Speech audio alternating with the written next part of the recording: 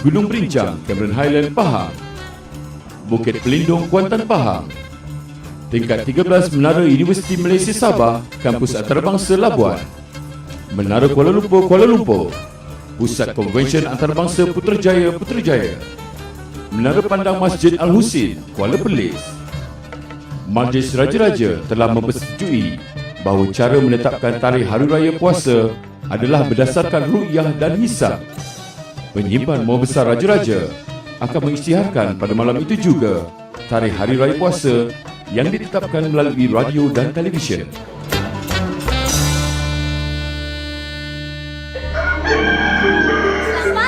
Selamat pagi semua.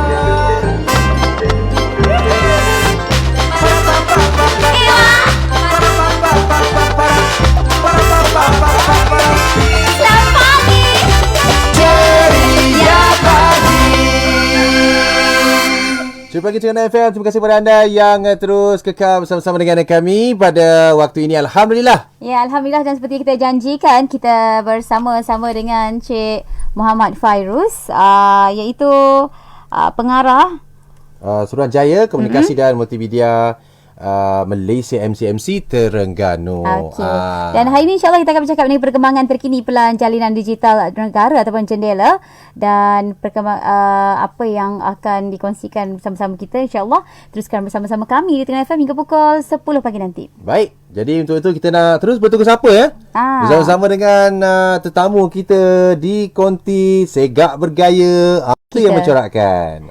Okeylah. Jadi apa pun kita akan terus untuk bersama-sama berkenaan dengan jendela ni.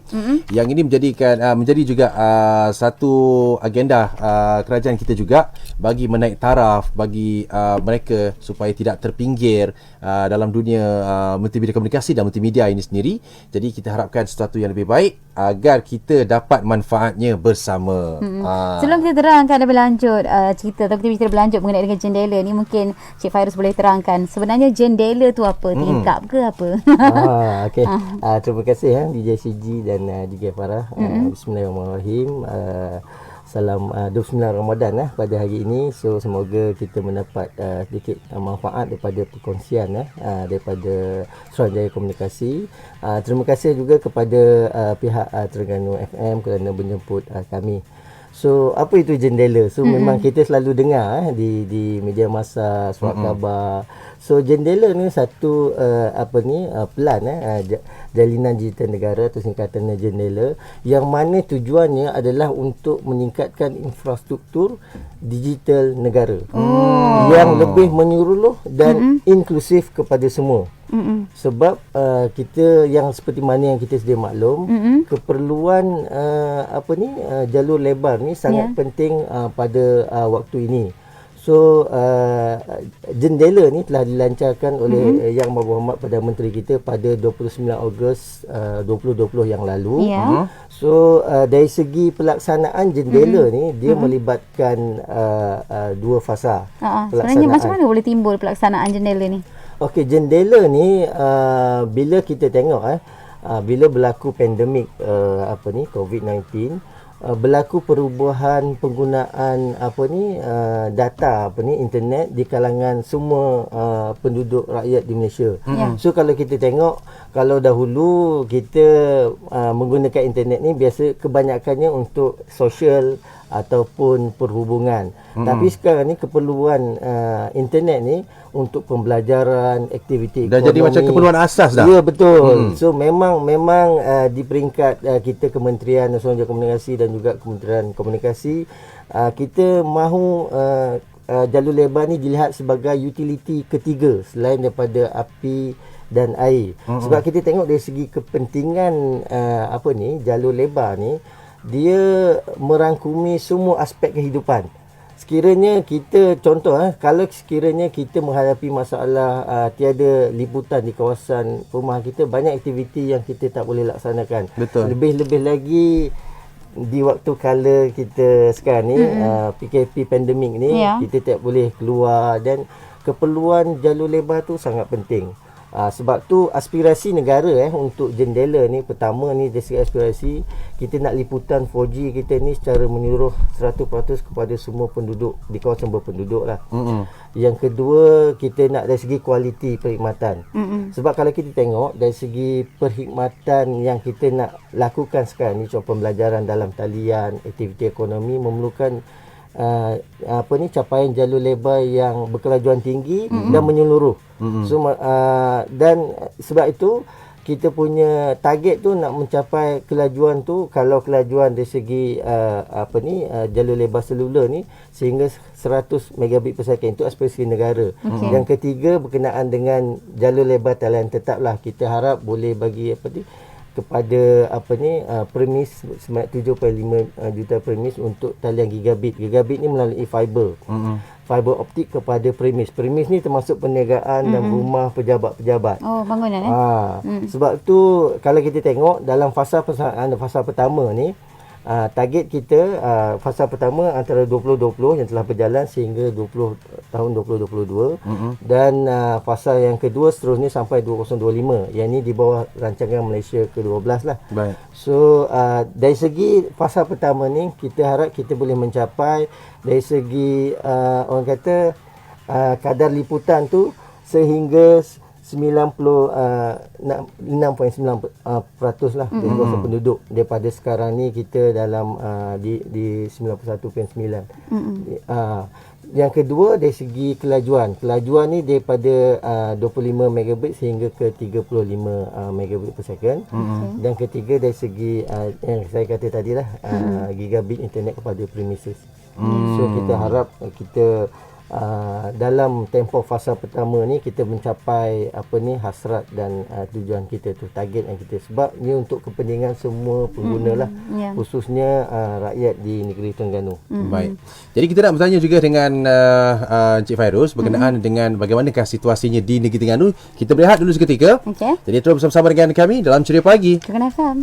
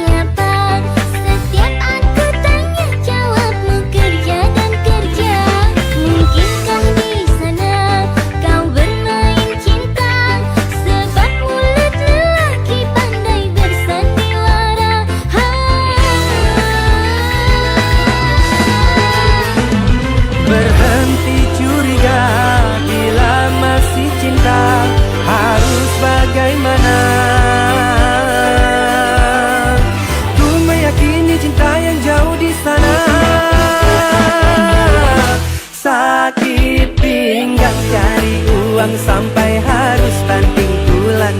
Aku cari uang, kamu tuduh macam-macam.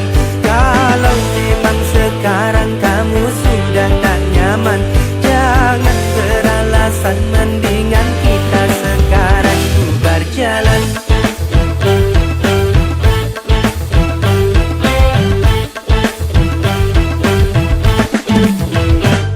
Pacaran denganmu tersiksa batinku, hati ini rindu tercampur dengan cemburu.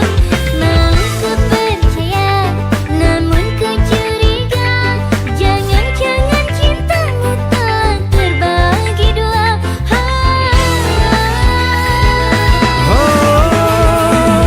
Berhenti curiga, bila masih cinta harus bagaimana? Ku meyakini cinta yang jauh di sana. Sakit pinggang cari uang sampai harus banting tulang. Aku cari uang, kamu tuduh macam-macam. Kalau memang sekarang kamu sudah tak nyaman, jangan beralasan, mendingan kita sekarang bubar jalan. Sakit pinggang cari uang sampai harus banting tulang. Aku cari uang, kamu tuduh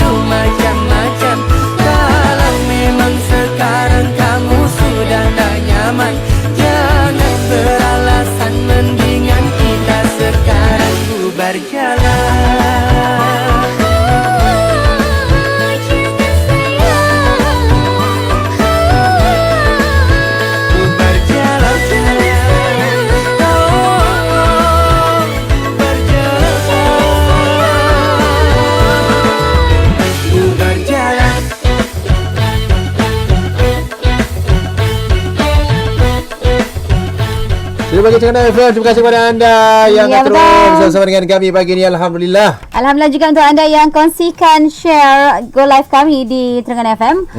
Kami bersama-sama dengan pengarah Suruhanjaya Komunikasi Multimedia Malaysia Negeri Terengganu, iaitu Encik Muhammad Fairuz Muhammad bersama-sama kami ketika ini cakap pasal jendela. Yang duk sebut-sebut pasal jendela ni, kita nak ceritakan pasal jendela. Asyik macam ada orang sebut jendela tapi tak tahu apa tu jendela. Dia bukan pasal jendela tingkap tapi jendela yang sering diwar-warkan Iaitu pelan jalinan digital negara.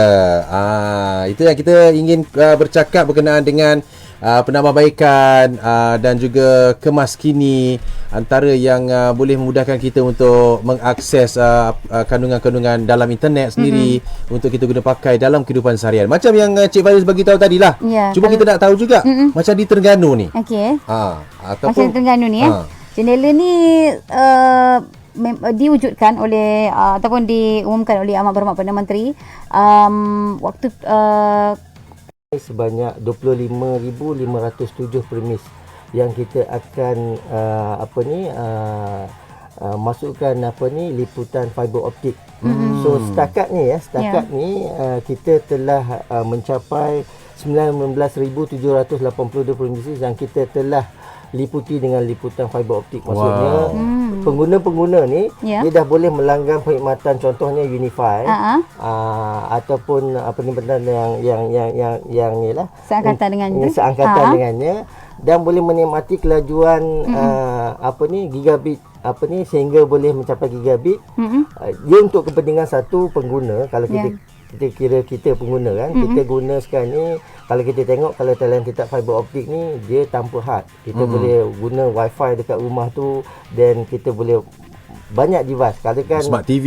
Yes, betul. Smart TV sekarang ni semua TV pun boleh masuk internet. Kalau kita ada anak-anak dekat rumah, macam isi rumah kita ada 5 anak yang belajar dan ada komputer, ada device, semua boleh menggunakan talian tetap ni dan menggunakan untuk semua aktiviti. Contoh kalau kan anak-anak kita ni untuk pembelajaran lah. Sekarang ni macam ibu bapa ni mesyuarat, maksudnya banyak yang work from home dan juga untuk golongan peniaga.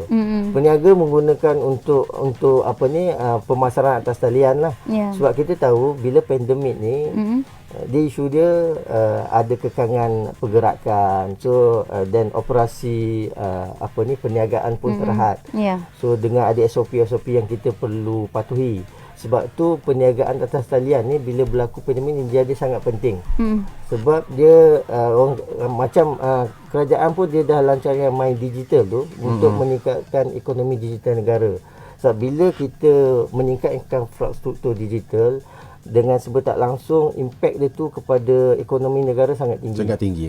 So kalau kita tengok macam Lazada, Shopee kan, dari segi dia punya penjualan bila dia buat sale tu beratus juta. So maksudnya dari segi aktiviti ekonomi tu sangat penting. Dan juga dia impact kepada peniaga kita yang mana dia boleh menjana pendapatan yang mungkin lebih daripada waktu dia berniaga secara dulu tradisional lah kita kata. Dengan ruang lingkup dia punya pemasaran tu boleh meluas. Hingga sebab bila dari segi penghantaran kita ada banyak syarikat Post dan Korea yang memang boleh dipilih untuk melaksanakan penghantaran. Kita pun sebagai pengguna banyak membeli dalam talian dan menyumbang kepada ekonomi digital dalam negara. Jadi pakaian pun nampak. Kalau dulu mungkin pakaian saja tahu benda macam tu. Tapi sekarang bahan mentah pun boleh. Betul. So kita tengok dari segi aktiviti ekonomi dia menyeluruh. Maksudnya dari segi perkhidmatan, barang mentah macam yang DJ Farah mention tadi, makanan yang dah siap. Sekarang ni popular macam kuih raya lah zaman sekarang ni, kita nak raya ni kan. Selain tu juga kita ada projek pembinaan struktur menara. Di Terengganu ni kita untuk fasa pertama ni kita akan mendirikan 108 tapak struktur baru. 20 yang telah siap. 23 lagi dalam pelaksanaan dan dijangka akan siap secara berperingkat tahun ni lah sampai penghujung tahun. Dan bakinya 65 tu kita jangka akan siap menjelang penghujung tahun 2022 lah. So sekarang ni dia dalam proses tender. Selain tu juga kita naik taraf menara sedia ada.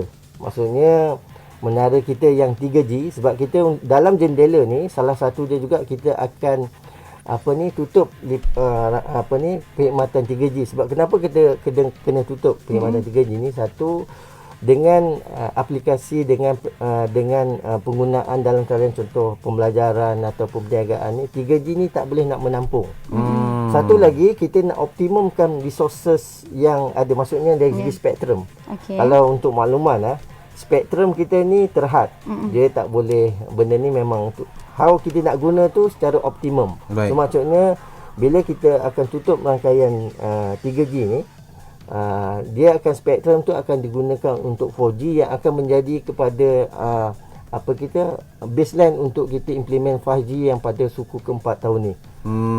Sebab maknanya dia akan buka lebih luas lagi. Kalau analogi kita perubahan daripada perkhidmatan mudah alih ni, kalau kita bandingkan macam jalan raya lah.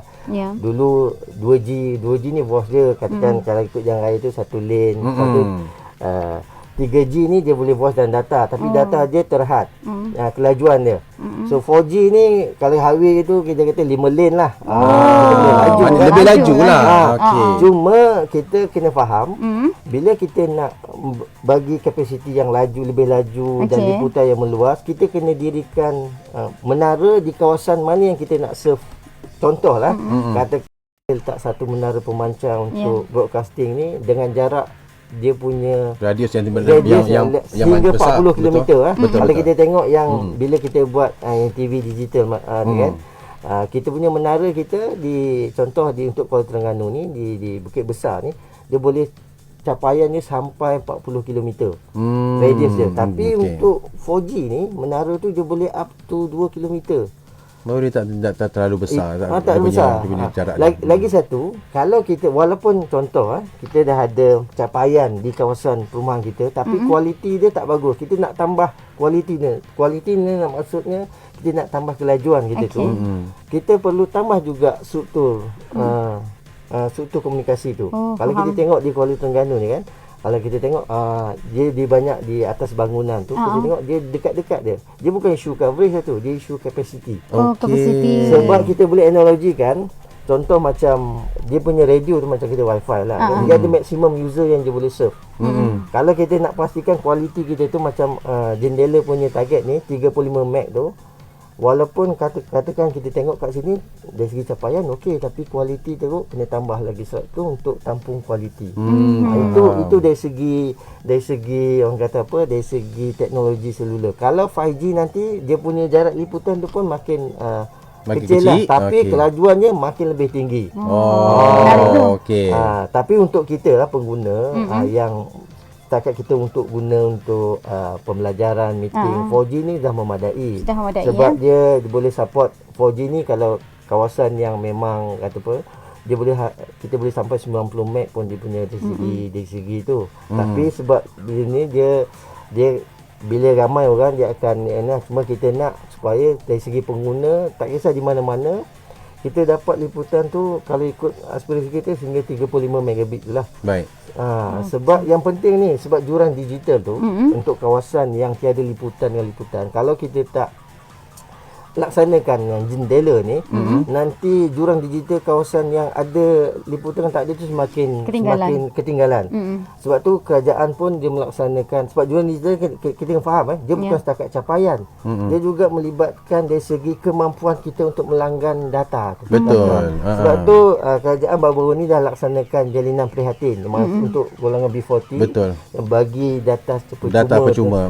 Yang itu kita nak rapatkan lagi jurang digital, sebab kita faham dari segi B40 ni kemampuan contoh ada anak yang ramai kan. Kadang-kadang atas pendapatan. Yes, betul lah. Sebab tu kita punya hasrat kerajaan ni nak pastikan kita punya rancangan ni melibatkan semua golongan, tak ada yang ketinggalan. Maksudnya inklusif dan menyeluruh. Baik. Jadi kita nak tanya juga, kalau di negeri Terengganu sendiri macam mana tahap kejayaan yang telah pun dicapai? Macam saya katakan tadilah, kita kalau memang kita punya jangka masa pelaksanaan itu memang mengikut kita punya jadual lah. Dan sekarang ni dan kita jangka semua yang sasaran kita dah maklumkan tadi, jumlah projek tu kita akan dapat selesaikan sehingga penghujung tahun 2022 lah. Itu dia. Mungkin lebih awal. Misi, sebab ya. kalau macam kita kata tadi, daripada yang talian tetap tu, daripada 25,000 tu, kita dah selesaikan 19,000. Ada baki 5,000 lebih saja lagi. Yang kita jangka kita boleh siapkan lebih awal lah daripada kita punya jadual. Okey. Dan yang impact ni sebenarnya untuk kegunaan rakyat Terengganu khususnya lah. Kita juga pengguna. Sebab tu dari segi impact tu kepada kita semua, tak ada yang ketinggalan. Sebab kita melanggan perkhidmatan yang ni, sebab keperluan. tu di peringkat kerajaan kita nak bagi perkhidmatan yang terbaik kepada semua. InsyaAllah. Baik. InsyaAllah, mudah-mudahan Kita akan sambung sekali lagi. Kita berehat dulu seketika. Kita berjeda dulu seketika. Kita bagi selepas ni kita dapatkan lagi berkenaan dengan jendela ni. Terus bersama dengan kami. Setiap pagi. Dengan FM.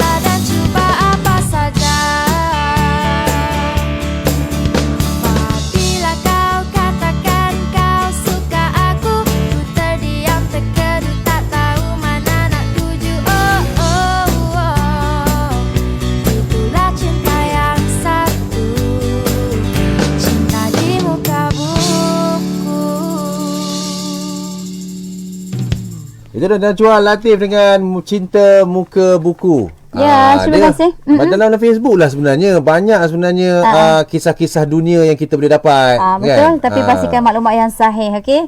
Sebab ni yang kan dalam keadaan yang kita ingin tidak ada masalah kelembapan yang berlaku. Maknanya untuk dapatkan pusat internet komuniti ni akan ada satu premis di satu kawasan lah. Jadi banyak orang kampung akan mudah kena pergi satu tempat ni lah. Biasanya akan ditempatkan di mana tu? Okey, untuk pusat internet komuniti ni, kita di seluruh Terengganu ni kita ada 64 64. yang mana kita sebenarnya kita memberi capaian jalur lebar di situ. Kita ada fasiliti yang lengkap lah, ada komputer, kita punya penyelia kita ni dia memang education ni ada degree dengan diploma. Memberi latihan yang percuma kepada para pelajar, penduduk kampung, penduduk setempat. Kita punya latihan tu meliputi latihan ICT dan juga latihan kesewanan. So, untuk makluman lah, daripada tahun 2007 sehingga sekarang ni, kita dah melatih sebanyak 255,222 pelajar menjadi latihan di pusat internet. Dan usahawan yang kita kita mengikuti latihan kita di PIK ni sebanyak 9,380. So yang kita nak bagi ilmu berkenaan dengan penggunaan jalur libat internet ni, macam mana kita nak tambah pendapatan kepada peniaga-peniaga tradisional. Maknanya bila adanya pusat internet komuniti ataupun PIK ni, dia bukan sahaja untuk orang masyarakat setempat mendapatkan khidmat jalur lebar ni, tapi juga ada diadakan khusus ataupun khusus oleh pihak jendela sendiri. Bukan pihak MCMC. Mercy jendela pun secara percuma. Kalau dan sekarang ni pun bila kita pun di pusat internet kita buat dari segi pendaftaran MySejahtera ni. Kita faham ada penduduk kampung yang mungkin dia macam mana nak download, nak guna, nak ni. Kita boleh datang ke pusat internet kita untuk dapatkan bantuan daripada kita punya penyelia. Kita akan bantu. Ni sebab kita nak masyarakat kita menggunakan MySejahtera ni, terutama sekarang ni untuk vaksin lah, atau register vaksin ni penting sebab kita orang kata pun nak melawan pandemik COVID-19 ni. Kita semua kena bekerjasama lah. Sebab tu di bawah inisiatif Bawah Suruhanjaya Komunikasi yang di PIK kita ni pun kita bantu untuk masyarakat untuk register MySejahtera macam mana. Kalau dia orang ada masalah tu pun kita boleh datang ke pusat kita. Jadi kita nampaklah itu masalah antara yang timbul kan. Jadi maknanya kalau apa-apa jua yang mengena dengan penggunaan jalur lebar ataupun internet, boleh pergi ke sana. Yes, betul. Apa-apa sahaja. Yes. Boleh bertanya lah. Kita ada contoh di salah satu PIK kita, di PIK Tengkawang. Dekat sana dia ada usahawan bila sebelum ni dia buat butik kahwin. Dia tahulah bila start pandemik ni dia tak boleh dah, aktiviti yang malin tak ada. So dia berubah kepada perniagaan yang dia buat air asam lah. Dan lepas tu bila dia menggunakan internet, dia punya pendapatan dia tu boleh mencapai sehingga hampir 10,000. Dan dia punya dia punya penjualan itu ke seluruh negara. Dia ada lantai ejen. So itu kita kata macam mana kita boleh bantu penduduk tempatan. Dan diorang juga banyak lagi usaha lain, dia boleh menjadikan create job yang baru kepada orang yang lain. Bila dia banyak masuk dia punya tempahan tu, so rantaian ekosistem ekonomi tu berjalan dan dia bagi manfaat kepada komuniti setempat. Dia buka pula peluang pekerjaan. Betul. Sebab tu kita di bawah PIK kita macam-macam, sebab kita pun dalam transformasi PIK kita untuk bantu sebagai focal point kepada masyarakat setempat untuk orang kata semua aktiviti digital ni. Nampaknya jadi jendela ni dia akan, atau PIK Pusat Internet Community ni kebanyakannya akan berada di kampung-kampung pedalaman sedikit lah. Mungkin di bandar lebih mudah khidmat jalur lebar dia. Dia memang kebanyakannya di kawasan luar bandar, yang mana kita tahu kita nak rapatkan jurang digital macam kita kata tadi.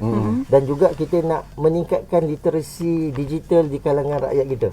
Sebab tu penting. Sebab kalau kita masuk ke internet ni, kita nak ramai pengguna yang baik di dalam internet. Sebab media sosial ni kita tahu, kita kena faham bila kita guna media sosial ni, dia ada undang-undang yang kita ni. Kita macam kita sekarang ni macam contoh DJ CD Farah kan, apa you buat dalam media sosial ni, orang tengok, orang ikut sebab kan dia jadi ikon kan, orang kenal kan.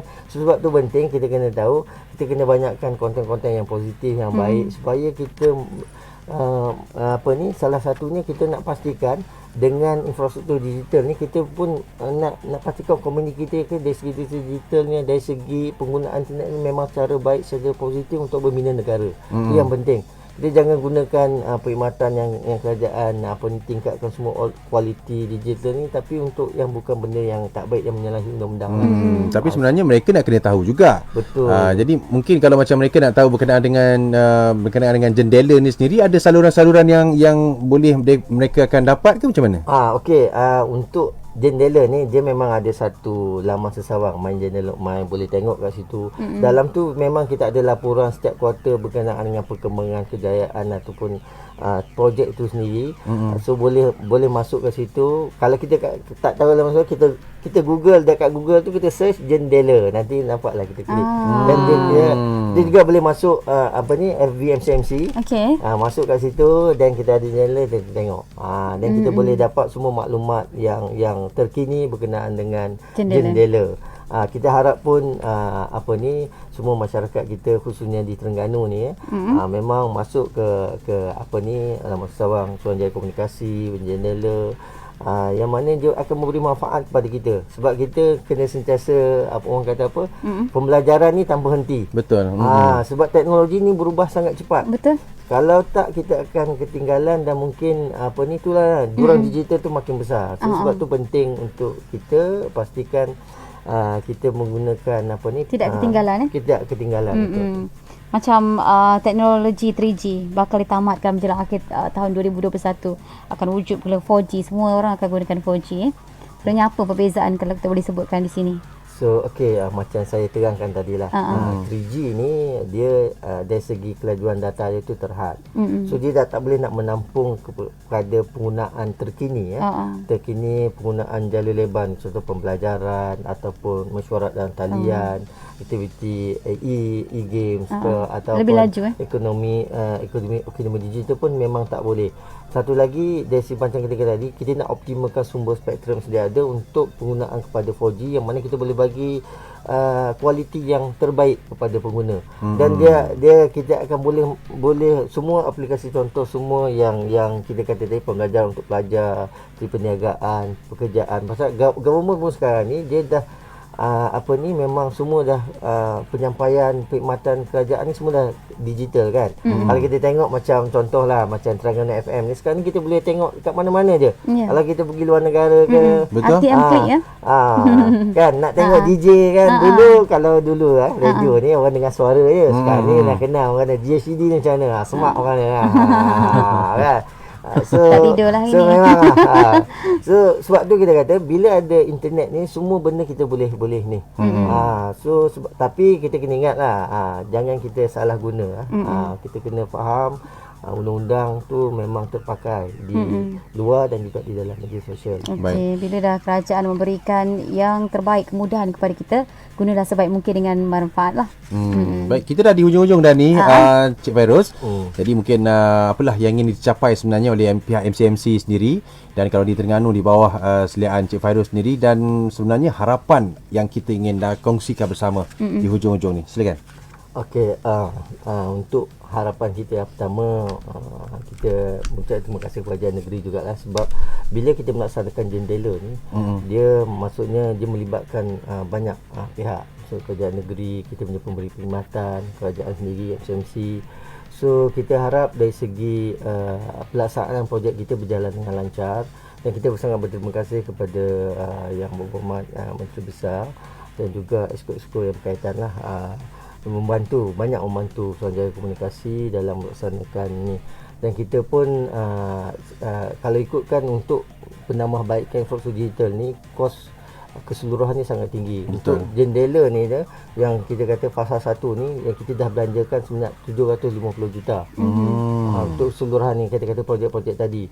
So sebab tu kita harap dari segi pelaksanaan tu dapat dilaksanakan dari segi pengguna macam kita kata tadi, menggunakan dengan yang terbaik penggunaan internet ni. Jangan kita buat benda yang salah guna, terutama macam penyebaran berita palsu ni kan, kan banyak kan. So betul. Kita jangan, dan kita harap jangan mudah percaya juga dari segi kita pengguna. Kita tengok pada saluran yang betul. Macam Suruhanjaya Komunikasi, kita ada bangunkan portal sebenarnya .my tu. Tengok kat situ. Dan kita boleh ni, kalau kita tak pasti jangan kongsi. Tak pasti jangan kongsi tu yang main yang betul ke tidak, tak payah dulu lah. Sebab kadang impact dia tu sangat besar kepada kepada Penerima. masyarakat, penerima. Betul. Kadang dengan satu gambar yang salah kita punya caption yang salah, Menimbulkan panik, interpretasi yang baca tu berlainan. Betul. Itu yang kita tak nak. Betul. Setuju tu. Jadi itulah untuk hari ini kita jelas ya. Sebenarnya apa itu jendela? Apa itu jendela Dan dan manfaatnya telah pun ramai menerimanya. betul. Dan dari semasa ke semasa akan ditambah baik dari fasa 1 hingga ke fasa yang seterusnya nanti. Bagi mereka yang mungkin ada masalah liputan untuk mengakses bahan-bahan untuk pembelajaran, pengajaran di rumah, yang menjadikan masalah sekarang ini adalah masalah yang agak besar jugalah. Kerana sekolah ditutup jangka masa yang panjang. Jadi insya-Allah akan diselesaikan dalam masa yang terdekat, insya-Allah. Kita ucapkan terima kasih sekali lagi kepada Encik Fairuz Muhammad kerana sudi bertandang, dan insya-Allah kami doakan semoga sentiasa memudahkan segala urusan, terus memberi manfaat terutama sekali kepada penduduk di masyarakat di Terengganu kita menerusi jendela ni. Okey, terima kasih. Terima kasih Encik Fairuz. Assalamualaikum. Dan dan saya juga mengucapkan selamat Hari Raya Aidilfitri itu yang penting tu, kita nak sambut lagi. Kita dah lama dah ni tu kan. Asal lusa dah ni. Betul dah. Itulah. Okay, terima kasih kepada pihak Terengganu FM kerana menyambut kami. Terima kasih sekali lagi. Assalamualaikum Encik Fairuz. Waalaikumsalam warahmatullahi wabarakatuh. Baik, kita dah pun dah sampai di hujung-hujung dah ni, Farah. Ya, kita dah berjumpa seperti biasa dan hampir pukul 10 pagi. 10 pagi nanti berteman rakan tugas. Hari ini siapa ya? Hari ini bersama dengan Marina akan temani anda. Okey, hingga pukul 2 petang dan hujung tugasan yang terbaik hanya Allah Subhanahu Wa Taala. Kelemahan dari kami berdua. Salam seribu afan, salam ceria. Saya Farah Haji Fauzi. Dan saya Sidi. Kita jumpa lagi. Bye-bye.